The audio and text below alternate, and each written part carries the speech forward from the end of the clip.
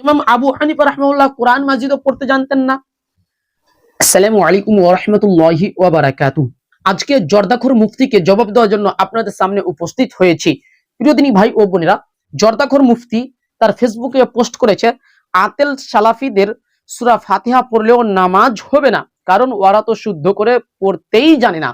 জর্দাখোর মুফতি বুঝাতে চেয়েছেন, যদি আহলে হাদিসরা সলাতে সূরা ফাতিহা পড়ে তবুও আহলে হাদিসদের নামাজ হবে না, তার কারণ আহলে হাদিসরা সূরা ফাতিহা পড়তে পারে না।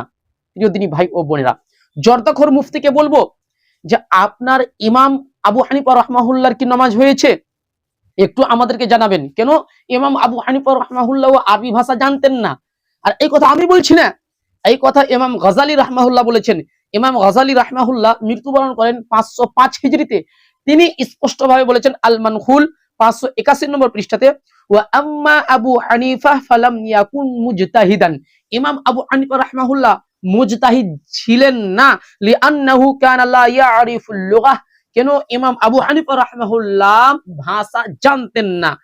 ওয়া আলাইহি ইয়াদুল্লু কাউলুহু, আর এই কথা প্রমাণ করে ইমাম আবু হানিফা রাহমাহুল্লাহর কথা থেকেই। কেন ইমাম আবু হানিফা রাহমাহুল্লাহ বলেছিলেন ওয়ালাউ রামাহু বিআবু কুবাইসিন।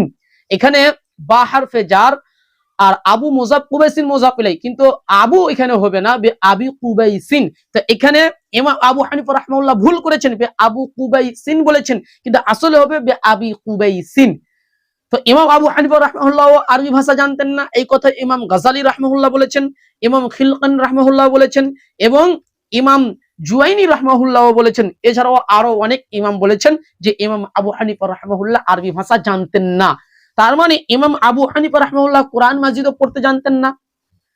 তাহলে কি ইমাম আবু হানিফার নামাজ হয়েছে? জর্দাখোর মুফতি, আপনার কাছে আমি প্রশ্ন রেখে দিলাম যে ইমাম আবু হানিফা রাহমাহুল্লাহর কি নামাজ হয়েছে?